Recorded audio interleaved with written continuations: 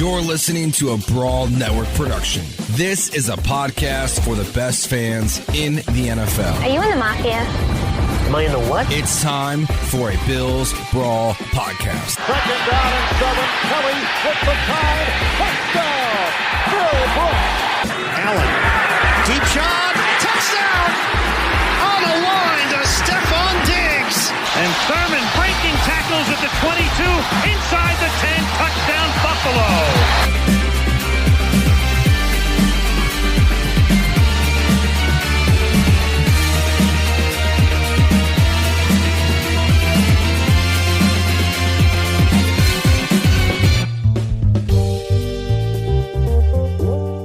It is, in fact, another edition of the Bills Brawl. I'm your host, Mike Lindsley. Hit me on Twitter at Mike L Sports. Hey, later in the episode, we'll talk to the outstanding beat man and insider for the Buffalo Bills for the Democrat and Chronicle in Rochester, my good friend Sal Maiorana. But before we get to Sal, I want to break down the Steelers and Bills and what's ahead against Miami this week. First things first, it was great to have fans back, full capacity in most, if not all, stadiums around the NFL. There's nothing quite like, week one kickoff, the anticipation, the buzz, all those sorts of things. The Bills, I think a huge part of why they laid an egg and didn't look great, especially offensively, because I thought the defense played pretty well, and I'll dive into that a little bit more here as we go along. But, this team, many people, locally, regionally, nationally, picking the Bills to win the Super Bowl. 3 guys on CBS, NFL on CBS in the pregame. I forget which ones, but 3 out of the 5 picked the Bills. Mike Tirico picked the Bills. Adam Schein picked the Bills. Many former players have picked the Bills. So you've got the Super Bowl picks, you've got the Allen contract, you've got him all over stores, on cover of magazines, QB1, the seltzer, the beer, the wing sauce, all the contracts there, all the business endorsements. You've got the hype, you've got the expectations, you've got fans back into the stands, full capacity for the first time in 2 years for a regular season game. And I just think that all of that added up to just a little much for this Bills team. Now, do I think they can overcome it? Do I think that they still have a lot of talent? Do I think that they have a lot of great coaching? I do. I think that they can. What's going to be fascinating, of course, is how do they react against Miami? Because if they don't perform against Miami, lay another egg and start 0-2, then we're going to have some problems. If Allen has another day like he did against Pittsburgh, we're going to have problems. No disrespect to Miami. Miami's a very, very good team. Brian Flores has got that whole thing working in the right direction. There's no question about that. But the thing that comes to mind with the Bills, Allen, they started at home, all the things I mentioned. I almost would have preferred to start on the road. Maybe going on the road, getting a little bit of a, fresh breath of air type of a thing. Going on the road, facing Tua, who's pretty erratic defensively. The Bills might be able to create some turnovers and wreak havoc there. Miami's a really good team. They're physical. They have good defense. They're well coached. They have a potpourri of weapons for sure. But the Bills should win that game. And they need to win that game. And there's 1 o'clock games across the board coming up. They've got the Dolphins, they've got the Texans, they've got the Washington football team. That should be 3 wins. I know should be doesn't always, add up in sports, but I think this could be a solid wake-up call for the Bills. It's not what you want. There was a lot invested into this home opener, but think about what happened. The Bills in the first quarter, I thought, really that was where they could have won the football game, right? Because they start the game off with a 75-yard kickoff return to the 24-ish yard line or whatever it was by one Isaiah McKenzie, right? So you have great field position. I know it's your first, offensive possession of the year. I realize that you're in the red zone. Nothing's a guarantee, but technically against a really good team, the fact is, you need those points. You got to get 6 there. And they didn't. They got 3. And they were sloppy right out of the gate on offense. They did not take advantage of really, really good field position. They did not take advantage of stopping the Steelers in their tracks for field position. So, those things hurt them. The Bills had a golden opportunity. I mean golden, to go up by double digits, but Allen overthrew Emmanuel Sanders. I mean, he had his DB beat by several feet, and he overthrew him by 6. That was a major problem, and the Bills did not convert with that. They just didn't, and that could have been a big play. I think they could have won it in the first half. I really do. First quarter especially. Better field position. They won the line of scrimmage for the most part.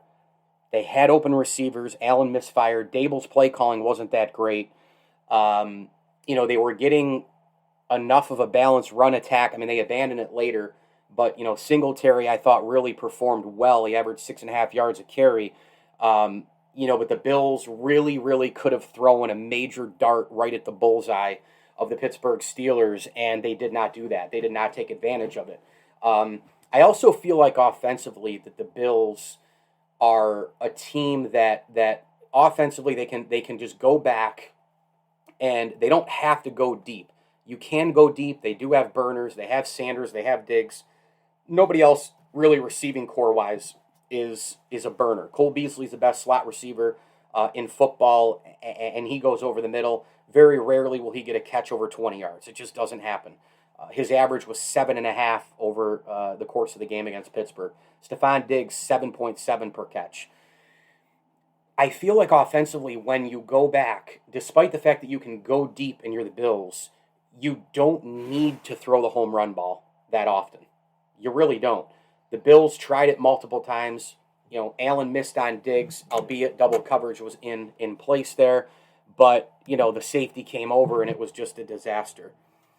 I think that it's one of those things where Emmanuel Sanders, you get one shot, you get a couple of shots, and you gotta hit it.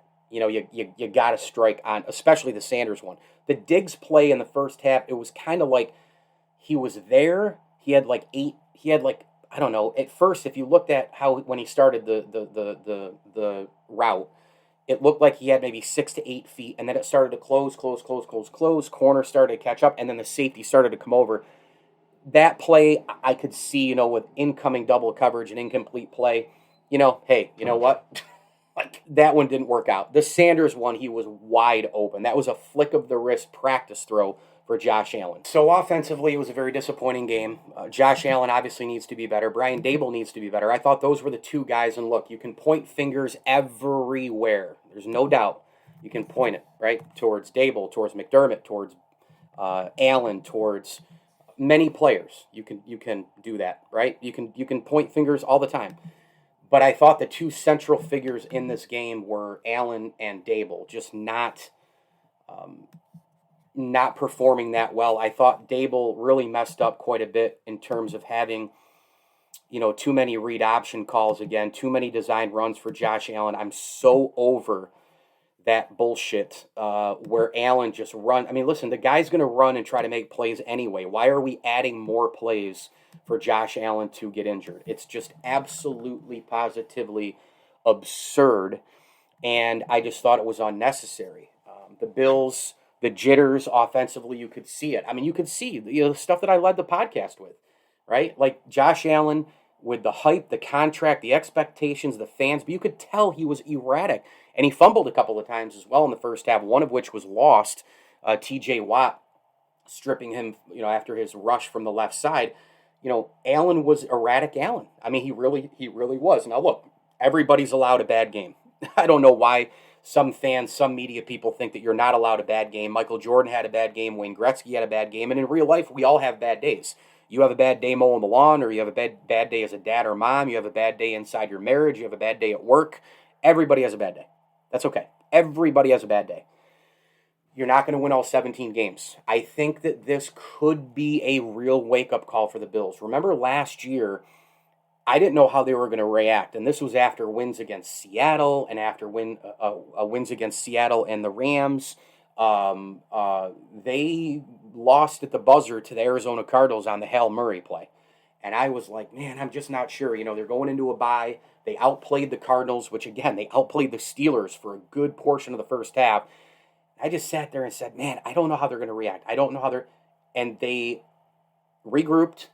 They looked at tape. And as Alan says many, many times, things aren't as great and aren't as bad as they look when you watch the tape. And he's probably right.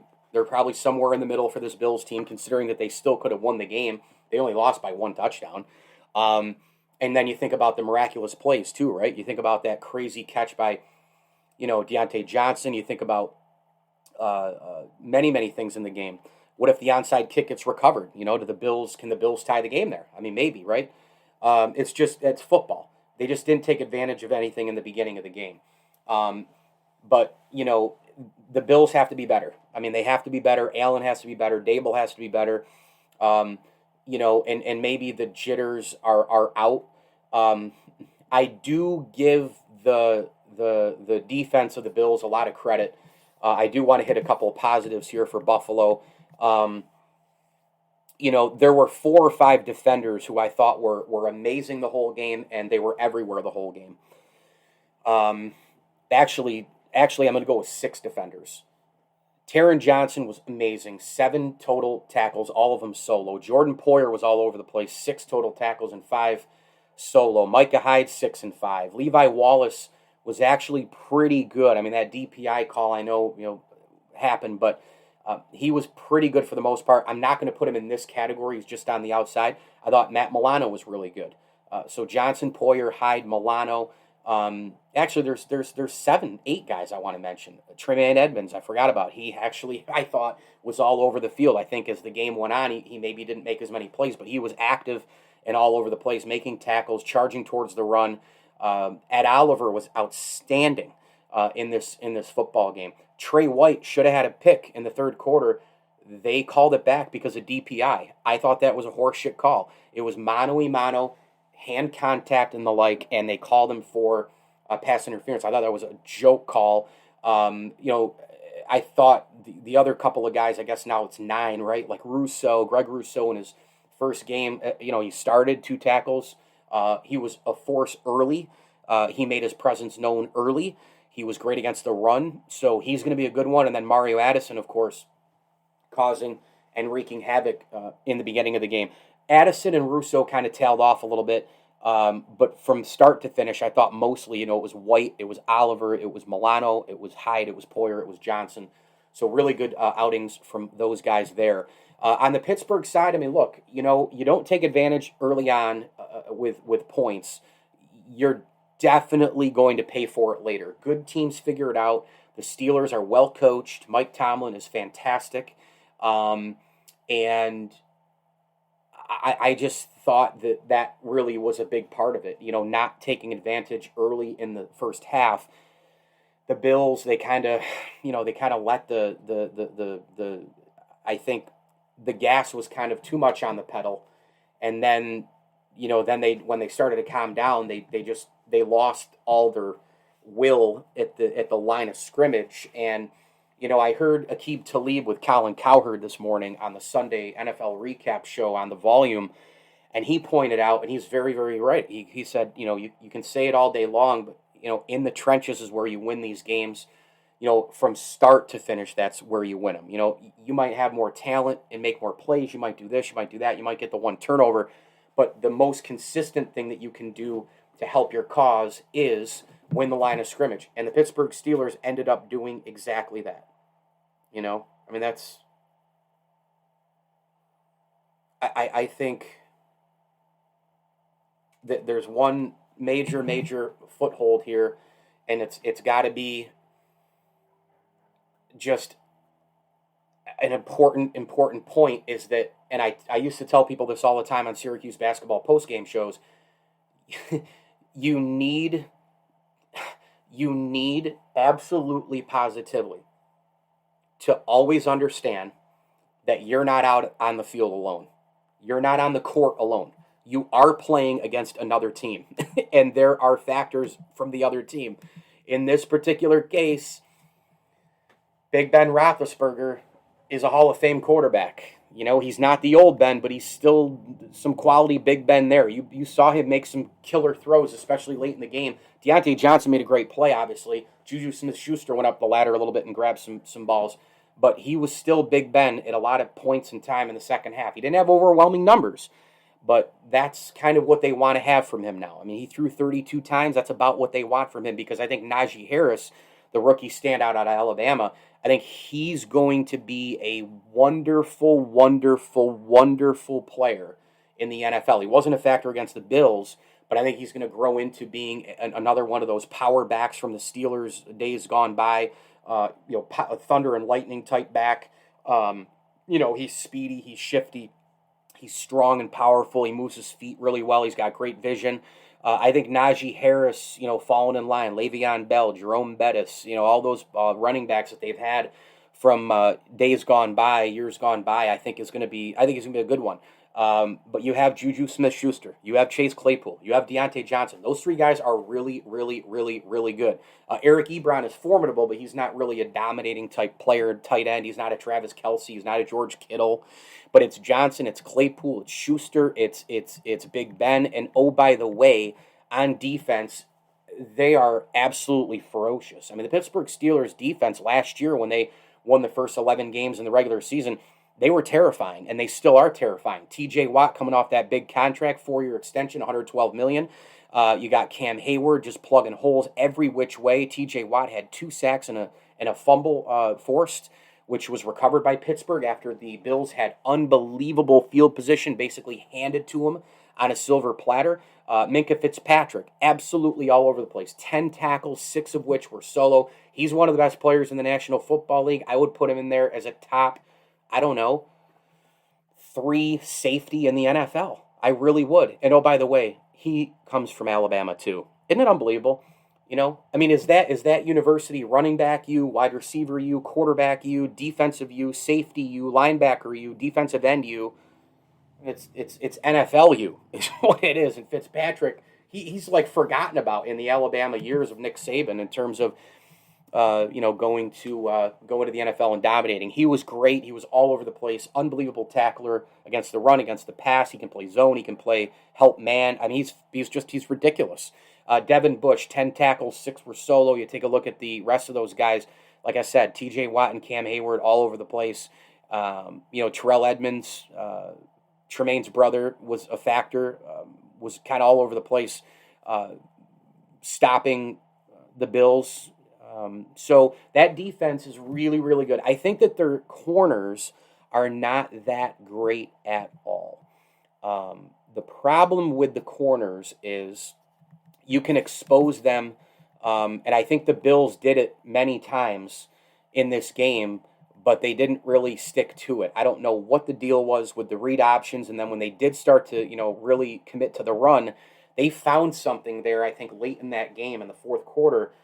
Devin Singletary was just, they found something on the left side, and that was like the first time you really felt like, oh, wow, the Bills can run the ball here, coming back, this and that, but they needed more than that. They needed quick strikes, quick scores.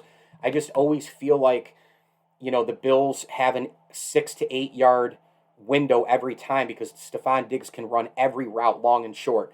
He can run crossing patterns. He can run to the outside and catch it. He's got great hands. Let him catch it, let him go, yak, right? Yards after the catch. He can do that. Cole Beasley, almost every time I feel like he's got, 6, 7, 8 yards over the middle, right? I feel the same way about Gabe Davis. He made an awesome touchdown catch, by the way, in this game, which that drive told you maybe in the second quarter, like, oh man, the Bills, right? Like they really feel like they're kind of doing it here, right? Like this is it. And I just think that the Bills, with Gabe Davis, 3-yard pass from Josh Allen, just at the end of that second quarter, you started saying, okay, maybe this is it. They're up double digits now. You get a touchdown. Maybe the offense just figured it out. Maybe that just was really the drive to figure it out. And it was 13 plays and 91 yards. And then Pittsburgh just controlled the line of scrimmage in the second half, and it was extremely impossible for the Bills to make hay, in the second half. Pittsburgh tightens up. Pittsburgh gets the ball back. They get the ball first, rather, in the second half. They come down, they get a field goal. You're like, okay. And the Bills' defense was great again. Held them to a field goal, 10-6. But couldn't you just feel, as the offense was still sputtering, the play calling was horrible, Allen was missing, you could just feel the game turning slowly. It was making you sick if you're a Bills fan, because I couldn't tell you how many times I turned to my buddies up at Skippy's on the Point, my man J-Dubs and the crew hanging out, John Walzik, Mark was there, and my man Mike Nuzzo and Dan Reynolds and all of us hanging out up there. Leslie and Bing and John expecting a baby here in about a month, so congrats to them. Super excited for them to expand the family. But we all, it's a very tight-knit group, and it's more than that. There's a lot of guys. We're all Bills fans, and I just can't tell you the amount of times I turned and said, this doesn't feel right. It doesn't feel good. This game's pissing me off. I don't feel good about this. They didn't take advantage early in the game. And then voila, all it took was the fourth quarter for a 52-yard drive, and Big Ben hit Deontay Johnson. Great catch. Steelers get the ball again. They blocked the punt. That was the big play, really, of the game, because it was still only a 3-point game, where you said, well, the Bills' offense is still sputtering, still sucking, but maybe with a 3-point game, they can at least have a really good drive. Even if you get 3, the defense can take over, the crowd can take over. Maybe you can just sneak out of here with like an ugly 3-point win, but it wasn't meant to be, because Ulysses Gilbert III, great name, had a 9-yard return of a blocked punt by Chris Boswell kick, and that was a touchdown. And that was literally, that was a great play, by Pittsburgh. I thought Hack held the ball a little bit too long as the punter.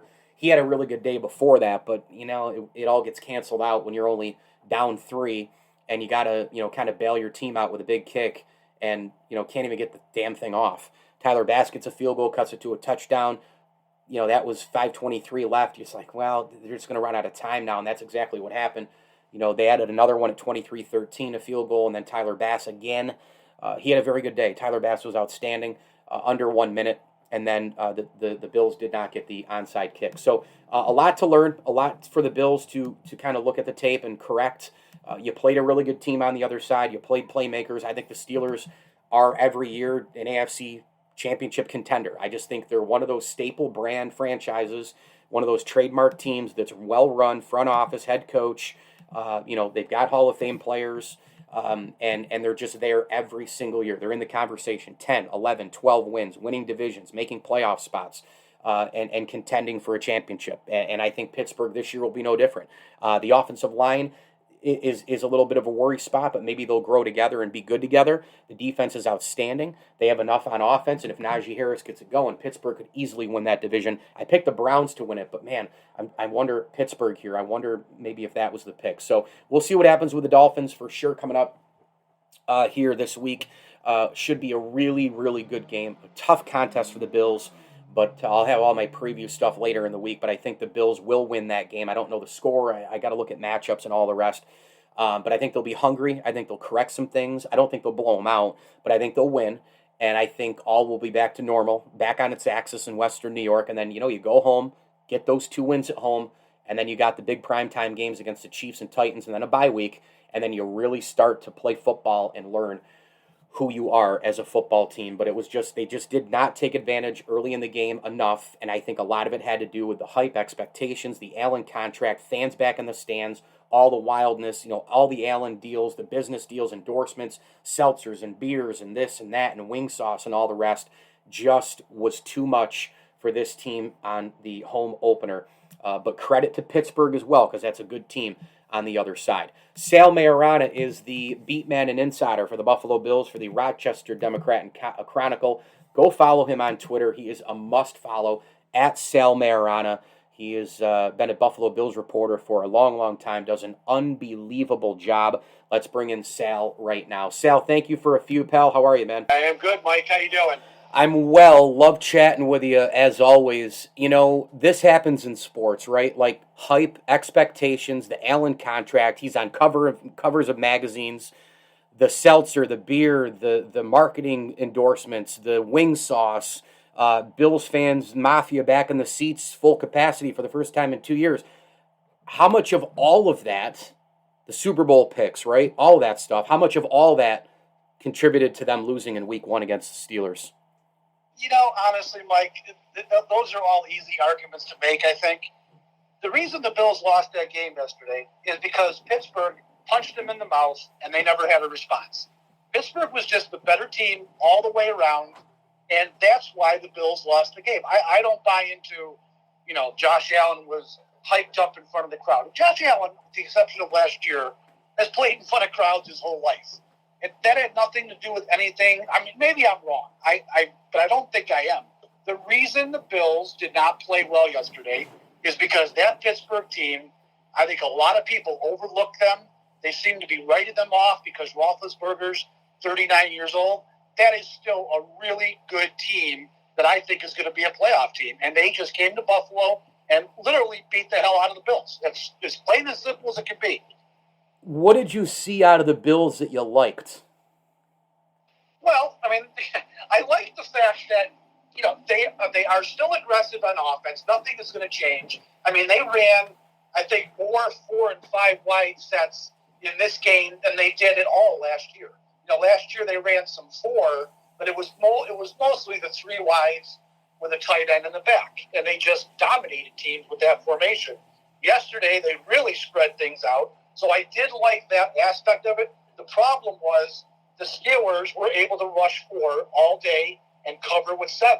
So even if you've got 5 guys in the pattern, if there's 7 guys covering, it was very difficult. And what made it even worse is Allen never had time to really get set and go through it because the Steelers' defensive line absolutely manhandled the Bills' offensive line. It was a mismatch all day. What'd you think of Brian Daboll's play calling? Yeah. Well, obviously, there were certain calls that you just scratch your head. I think he's a great coordinator. I think generally he is a great play caller. But there were times, even in his first 3 years, where you scratched your head and said, why are you overthinking this? Why are you getting so cute? And that was really the case on those 2 4th down. Well, there was the one. 3rd down, 3rd and 1, he calls a flea flicker. I mean, what the? You got a 6'5", 240-pound quarterback who he's like Brady. He never gets stomped on that quarterback sneak. What are you doing calling a flea flicker? And it wasn't like it was a flea flicker to the end zone. It was a 20-yard pass to the sideline.